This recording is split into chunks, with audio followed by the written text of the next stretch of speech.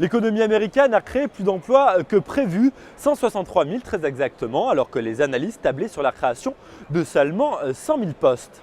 En revanche, le taux de chômage est ressorti en légère progression aux États-Unis ce mois-ci. Il s'établit désormais à 8,3%.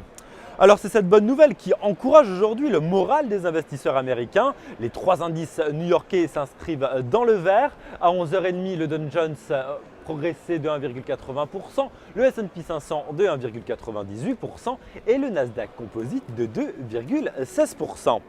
Ici, on parle toujours de l'affaire Knight Capital. Le courtier va devoir payer 440 millions de dollars à cause du bug à Wall Street. Selon le Wall Street Journal, Knight Capital a entamé des démarches avec l'un de ses concurrents en vue d'une éventuelle fusion. Cette démarche est approuvée par les investisseurs. Le titre Knight Capital gagne aujourd'hui 22,87%.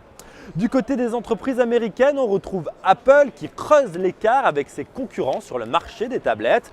Selon une étude du cabinet IDC, l'iPad détient désormais plus de 68% des parts de marché, très loin devant son concurrent Samsung.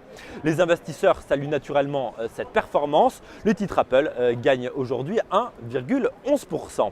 Sur le marché des matières premières, le baril de brut s'échange à 90,18 $ sur le NYMEX et l'once d'or progresse de 0,43% par rapport à son niveau d'hier. Du côté des marchés d'échange, l'euro reprend des couleurs aujourd'hui face au dollar. Il s'échange à 1,2329 $.